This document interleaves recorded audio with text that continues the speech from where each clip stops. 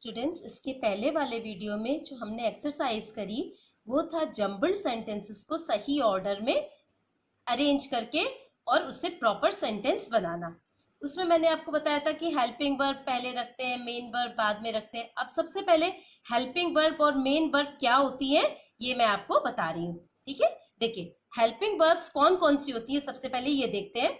Is, am, are, was, were, has, have, had, can, could, shall, should, may, might, etc. etc. का meaning है कि इसके अलावा और भी हेल्पिंग वर्ब्स होती है। ठीक है, अब देखिए हेल्पिंग वर्ड से क्या मीनिंग निकल रहा है? जो हेल्प करता हो। ठीक है, हेल्पिंग वर्ब का काम होता है मेन वर्ब को हेल्प करना। ठीक है, अब मैं आपको एक बार मेन वर्ब और बताती हूँ कि मेन वर्ब्स क्या होती हैं। ये देखिए मैंने यहाँ पर मेन वर्ब्स लिखे रखी हुई है। मेन वर्ब्स क्या होती है?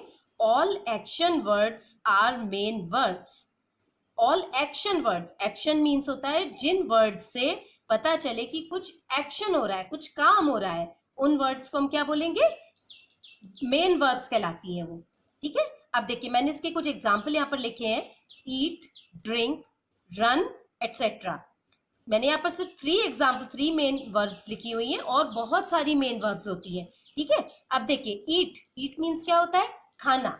जब भी आप खाना खाते हैं तो आप कुछ एक्शन करते हैं ना, कुछ भी काम होता है, आप अपने हैंड को मूव करते हैं, माउथ को मूव करते हैं। ठीक है, कुछ एक्शन हो रहा है। ड्रिंक करते हैं, पानी पीते हैं जब आप, तो आप उसमें भी कुछ एक्शन करते हैं। ठीक है, रन, जब आप रनिंग करते हैं, दौड़ते हैं, तो उसमें भी आपके लेग्स मूव होते हैं, होता है ना, आपकी बॉडी मूव होती है। तो ये सारे एक्शन वर्ड्स हैं। तो जिन वर्ड से भी आपको ये पता लगे कि उनमें कुछ एक्शन हो रहा है, कुछ काम हो रहा है, तो उनको क्या बोलेंगे? मेन वर्ब्स बोला जाता है। अब इन मेन वर्ब्स को हेल्प करने के लिए कुछ हेल्पिंग वर्ब भी चाहिए होती है। ठीक है, अब देखिए मैंने यहाँ पर कुछ एग्जाम्पल लिखे हुए हैं। देखिए फर्स्ट एग्जाम्पल हम देखेंगे, आई एम गोइंग। इसका हिंदी में मीनिंग होता है मैं जा रहा हूं। ठीक है, अब इसमें आई के लिए आई मीनिंग हो गया मैं, एम मीन्स होता है हूं, और गोइंग मीन्स जा रहा। आई के साथ सबसे पहले तो स्टूडेंट्स आप एक बात ध्यान रखिएगा, आई के साथ हमेशा एम हेल्पिंग वर्ब आती है। ठीक है, अब मान लीजिए मैं इसमें सिर्फ एम नहीं लगाऊं इस सेंटेंस में, अगर मैं बोलूं आई गोइंग, आपको ये सेंटेंस सही लग रहा है? अगर हम इसका हिंदी में ट्रांसलेशन करेंगे तो इसका हिंदी में मीनिंग होगा मैं जा रहा। ये सेंटेंस सही है क्या? नहीं है सही सेंटेंस। इसको कंप्लीट करने के लिए मैं जा रहा हूं भी होना चाहिए इसमें। तो इसमें गोइंग मेन वर्ब है, इस गोइंग वर्ब को सपोर्ट करने के लिए, हेल्प करने के लिए हमने एम हेल्पिंग वर्ब का यूज करा, जिस तो ये हेल्पिंग वर्ब आई इसको हेल्प करने के लिए, जो मैंने अभी आपको पहले बताई थी ना helping verb, is, am, are, उस तरह से। ठीक है, अब सेकेंड सेंटेंस देखेंगे, ही हैज ईटन। इसका मीनिंग है वह खा चुका है।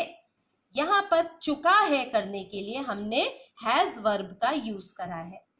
ठीक है, he has eaten, eaten main verb है यहाँ पर, और चुका है करने के लिए हमको हैज हेल्पिंग वर्ब की जरूरत पड़ी यहाँ पर। ठीक है, तो किसी भी सेंटेंस में सबसे पहले अगर सेंटेंस आप फॉर्म कर रहे हैं, सब्जेक्ट आता है, उसके बाद helping verb, and then main verb आती है, और उसके बाद rest part of the sentence. Object है तो ऑब्जेक्ट आ जाएगा, और ऑब्जेक्ट के अलावा और भी कुछ सेंटेंस में अगर पार्ट है तो वो उसका पार्ट लिखा जाता है, जैसे अभी हमने जम्बल सेंटेंसेस फॉर्म करे थे। ठीक है, देखिए अब जैसे ये वाला हम देखते हैं, दे वर डांसिंग। इसमें देखिए दे सब्जेक्ट हो गया, वर्ड हेल्पिंग वर्ब, और dancing is the main verb of this sentence. ठीक है स्टूडेंट्स, अभी आपको हेल्पिंग वर्ब और मेन वर्ब ये दोनों समझ में आई होंगी। ठीक है, अब देखिए, अब यहाँ पर मैं rules for making affirmative sentence. Affirmative sentence का मीनिंग होता है जो नॉर्मल सेंटेंस होते हैं, जिनसे हमको कोई भी इंफॉर्मेशन मिलती है, उनको कैसे सेंटेंसेस बोलते हैं? एफर्मेटिव सेंटेंसेस बोलते हैं। देखिए यहाँ पर सेंटेंस है, आई लिव इन मुंबई। इसका मीनिंग हुआ कि मैं मुंबई में रहता हूँ। ये एक नॉर्मल आपको एक इंफॉर्मेशन मिल रही है ना, इससे कोई क्वेश्चन लग रहा है कि कोई क्वेश्चन पूछा जा रहा है? नहीं लग रहा ना, ये एक नॉर्मल एक इंफॉर्मेशन है कि आई लिव इन मुंबई, मैं मुंबई में रहता हूँ। अब देखिए इसमें सबसे पहले क्या आया? सब्जेक्ट। सब्जेक्ट के बाद इसमें सिर्फ एक ही वर्ब है इस सेंटेंस में, तो हमने एक वर्ब को लिख दिया। उसके बाद इन मुंबई, इसका रेस्ट ऑफ द पार्ट आ गया सेंटेंस का। ठीक है स्टूडेंट्स, आपको एक चीज और ध्यान रखनी है कि अगर सेंटेंस में सिर्फ एक ही वर्ब है तो आप सब्जेक्ट के बाद वर्ब लिखे और उसके बाद में आपको इसका रेस्ट पार्ट लिख देंगे तो वो सेंटेंस फॉर्म हो जाएगा आपका। बट रेस्ट पार्ट लिखने समय भी आपको उसका सही ऑर्डर, उसको सही प्रॉपर वे में उसको लिखना है। सेकेंड सेंटेंस देखते हैं हम, शी इज प्लेइंग आउटसाइड। यहाँ पर देखिए सबसे पहले सब्जेक्ट आया, उसके बाद helping verb, then main verb, और उसके बाद उसका रेस्ट पार्ट आया यहाँ पर सेंटेंस का। अब देखिए सबसे पहले वाले सेंटेंस में सिर्फ एक ही वर्ब थी, यहाँ पर दो वर्ब है। यहाँ पर एक इज वर्ब है और इस एक प्लेइंग वर्ब है, ठीक है। इज हेल्पिंग वर्ब है और प्लेइंग मेन वर्ब है यहाँ पर। तो अगर दो वर्ब है तो सबसे पहले हेल्पिंग वर्ब आएगी और उसके बाद मेन वर्ब आती है और उसके बाद रेस्ट पार्ट लिखा जाता है सेंटेंस का। इस तरह से आप सेंटेंस फॉर्म करेंगे। ओके, तो इसका रूल क्या होता है अफर्मेटिव सेंटेंसेस का? अफर्मेटिव सेंटेंस फॉर्म करने के लिए रूल होता है, सबसे पहले first subject comes, then helping verb, then main verb, and then object और rest part of the sentence आता है सेंटेंस बनाने में। ठीक है, चलिए स्टूडेंट्स, अब मैं आपको इंटरोगेटिव सेंटेंस बनाना बताऊंगी। ठीक है, इंटरोगेटिव सेंटेंस मीन्स प्रश्नवाचक वाक्य।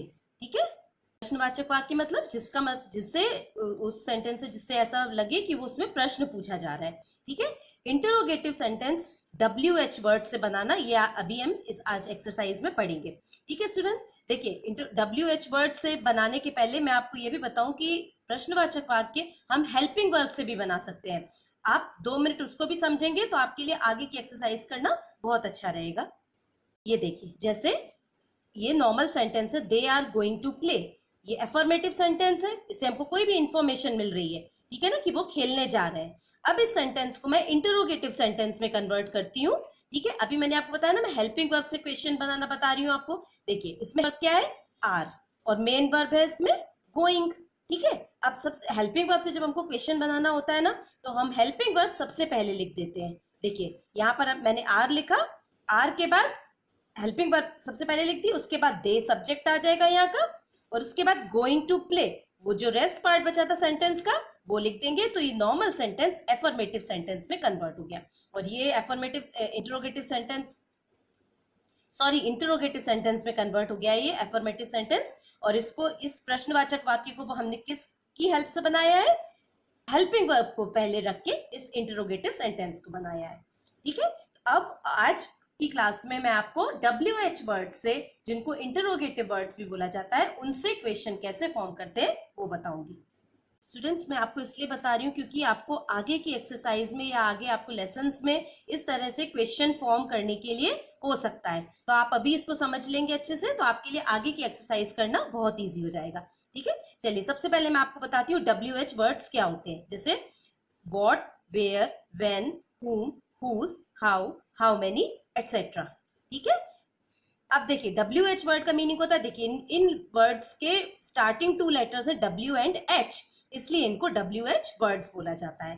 ठीक है, अब इसको सेंटेंस से इंटरोगेटिव सेंटेंस बना किस तरह से बनता है? देखिए जैसे मैंने यहाँ पे सेंटेंस लिख के रखा हुआ है, व्हाई आर यू क्राइंग, ये इंटरोगेटिव सेंटेंस है ना, प्रश्नवाचक वाक्य है। इसका मीनिंग क्या निकल रहा है? तुम क्यों रो रहे हो। इससे हमको लग रहा है ना प्रश्न पूछा जा रहा है। अब देखिए इंटरोगेटिव सेंटेंस में सबसे पहले WH वर्ड आया, जब ये WH वर्ड से जब हम क्वेश्चन फॉर्म कर रहे हैं तो ठीक है, उसमें सबसे पहले WH वर्ड लिखा जाता है, उसके बाद आती है हेल्पिंग वर्ब, उसके बाद सब्जेक्ट, उसका मेन वर्ब आती है। ठीक है, ये तो हुआ जब अगर सेंटेंस में, तो ये एक क्वेश्चन फॉर्म हो गया। अब देखिए इसमें WH वर्ड के बाद helping verb, then subject and then main verb, उसके बाद और कुछ भी नहीं था सेंटेंस में, तो हमने यहीं तक इस सेंटेंस को फिनिश कर दिया। अब सेकंड सेंटेंस आप देख रहे होंगे, why are you going to Mumbai. अब देखिए इसमें WH word, then helping verb, then subject, then main verb, and then इसका रेस्ट पार्ट सेंटेंस का लिखा हुआ है। ठीक है, तो इजी करने के लिए मैंने इनके नीचे लिख भी दिया है। ठीक है, तो अब सेकंड सेंटेंस में why are you going to Mumbai, अब इसमें WH वर्ड आया, helping verb, subject, main verb, और उसके बाद कुछ और पार्ट भी था सेंटेंस का, तो हमने वो पार्ट भी इसमें आगे लिखा। तो ये सेंटेंस फिर इसके बाद हम इसमें क्वेश्चन मार्क लगा देंगे। ठीक है, तो कभी कभी सेंटेंस में क्या होता है कि सिर्फ WH वर्ड हो सकता है, helping verb, subject and main verb हो सकती है, या कुछ एक्स्ट्रा पार्ट भी हो सकता है। ठीक है, तो आपको इस तरह से इसको लिखना रहेगा। ठीक है, अब मैं कुछ और सेंटेंसेस आपको बता रही हूँ। Third sentence, who teachers you. अब इसमें आप क्या देख रहे हैं? ये WH वर्ड है यहाँ पर। ठीक है, ठीक है, यहाँ पर ये WH वर्ड, टीचर्स इसमें एक मेन वर्ब और ये यू इसका सब्जेक्ट है। अब इस सेंटेंस में कोई भी हेल्पिंग वर्ब नहीं थी। ठीक है, तो आपको एक चीज ध्यान रखनी है, जब भी आप WH वर्ड लिखेंगे ना, उसके बाद अगर सेंटेंस में हेल्पिंग वर्ब आ रही है तो आप हेल्पिंग वर्ब लिख देंगे, जैसे हमने इसमें करा था। ये देखिए, इसमें हमने हेल्पिंग वर्ब लिखी थी क्योंकि इस सेंटेंस में हेल्पिंग वर्ब थी। यहाँ पर जब आपको जंबल्ड फॉर्म में होगा ना, तो अगर हेल्पिंग वर्ब है तो आप पहले हेल्पिंग वर्ब लिखेंगे, लेकिन यहाँ पर क्या था, कोई हेल्पिंग वर्ब नहीं थी, तो हम सेंटेंस WH वर्ड के बाद में सीधा मेन वर्ब लिख देंगे यहाँ पर। ठीक है, तो हु टीचर्स और उसके बाद में आ जाएगा सब्जेक्ट। ठीक है, अभी आपको समझ में आ रहा है ना कि अगर हेल्पिंग वर्ब और मेन वर्ब दोनों दी हुई है सेंटेंस में, तो आप क्या करेंगे। अगर जंबल सेंटेंस में हेल्पिंग वर्ब और मेन वर्ब दोनों दी हुई है तो आप सबसे पहले WH वर्ड लिखेंगे, फिर हेल्पिंग वर्ब लिखेंगे, फिर सब्जेक्ट लिखेंगे, देन मेन वर्ब और उसके बाद रेस्ट पार्ट लिखेंगे सेंटेंस का। लेकिन अगर सेंटेंस में सिर्फ जंबल सेंटेंस में WH वर्ड है, एक ही वर्ब है और सब्जेक्ट है, तो आप सबसे पहले WH वर्ड लिखेंगे और उसके बाद जो भी वर्ब है उसमें वो वर्ब आएगी यहाँ पर और उसके बाद उसका सब्जेक्ट आएगा। ठीक है, अब देखिए जैसे fourth sentence, who teaches you art and craft, यहाँ पर who teaches you WH word, ये इसका मेन वर्ब, सब्जेक्ट और उसके बाद रेस्ट पार्ट सेंटेंस का। ठीक है, कभी जैसे मैंने अभी आपको बताया ना कि अगर रेस्ट पार्ट नहीं है तो वहीं पर ही सेंटेंस फिनिश हो जाएगा, लेकिन अगर और भी पार्ट सेंटेंस में है तो वो ऐसा करने के बाद में और आगे रेस्ट पार्ट हम सेंटेंस में लिखेंगे और आगे में क्वेश्चन मार्क लगा देंगे। अब स्टूडेंट्स एक और चीज होती है, जैसे मैंने आपको WH वर्ड में हुज भी बताया था। ठीक है, अब देखिए जब आप हुज से क्वेश्चन फॉर्म करते हैं ना, तब क्या होता है, whose book is this.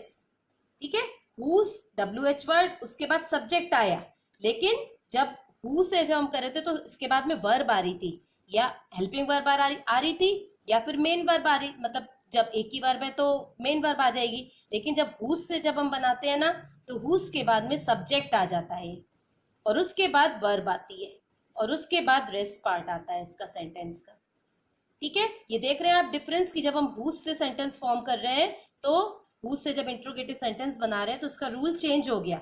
Whose pen is that, यहाँ पर हुज इंटरोगेटिव वर्ड हो गया। ठीक है, WH वर्ड हो गया, उसके बाद सब्जेक्ट आया, फिर वर्ब आई और फिर रेस्ट पार्ट आया। जैसे इसमें था कि सबसे पहले WH वर्ड, उसके बाद वर्ब आ रही थी। ठीक है, और उसके बाद सब्जेक्ट आ रहा था, लेकिन हुज से जब करते हैं तो हुज पहले WH वर्ड आता है, फिर सब्जेक्ट आ गया, फिर वर्ब आई और उसके बाद रेस्ट पार्ट आता है सेंटेंस का।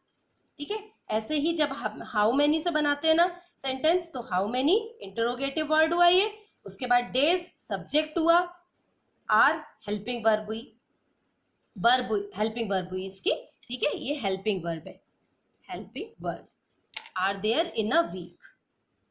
ठीक है, तो आप देख रहे हैं हुज और हाउ मेनी में रूल थोड़ा चेंज हो गया है इसमें। और जब हम हाउ से सेंटेंस बनाते हैं इंटरोगेटिव सेंटेंस, तो how are you going to school, इसमें वही सेम रूल होता है कि WH वर्ड यहाँ पर लिखा हमने, उसके बाद helping verb, then subject, then main verb and then rest part of the sentence आता है। चलिए अब हम जल्दी से WH वर्ड से क्वेश्चन फॉर्म करने का रूल देख लेते हैं। ठीक है, जैसा मैंने अभी आपको बताया कि सिर्फ हुज एंड हाउ मेनी में रूल चेंज हो जाता है। ठीक है, तो जब हम what, where, whom, why, how and when इनसे क्वेश्चन फॉर्म कर रहे हैं, तब रूल क्या होता है, फर्स्ट WH वर्ड कम्स, देखिए WH वर्ड आया सेंटेंस में, उसके बाद देन हेल्पिंग वर्ब कम्स, तो हेल्पिंग वर्ब आई है यहाँ पर आर, देन सब्जेक्ट कम्स, तो subject is you, then main verb, तो मेन वर्ब आई यहाँ पर, देन ऑब्जेक्ट और rest part of the sentence, तो यहाँ पर रेस्ट पार्ट आएगा सेंटेंस का। और मैंने आपको पहले भी बताया था कि अगर एक ही वर्ब है तो आप WH वर्ड लिखेंगे, उसके बाद वो वर्ब आएगी, उसके बाद सब्जेक्ट और उसके बाद रेस्ट पार्ट है तो रेस्ट पार्ट लिखा जाएगा सेंटेंस में। ठीक है, हुज और हाउ मेनी का रूल देखते हैं। देखिए हुज जब मैंने बताया था हुज पेन इज दिस, तो इसमें सबसे पहले क्या आ रहा है, WH वर्ड आ रहा है सबसे पहले। हुज एंड हाउ मेनी दोनों में सबसे पहले WH वर्ड आता है, उसके बाद सब्जेक्ट आ रहा है दोनों में। देखिए इसमें पेन, इसमें डेज, हाउ मेनी के बाद डेज आ रहा है यहाँ पर, और इसमें पेन, तो ये दोनों सब्जेक्ट है, उसके बाद सब्जेक्ट आता है, उसके बाद दोनों में वर्ब आई, ये वर्ब आती है दोनों में, उसके बाद rest part of the sentence आता है।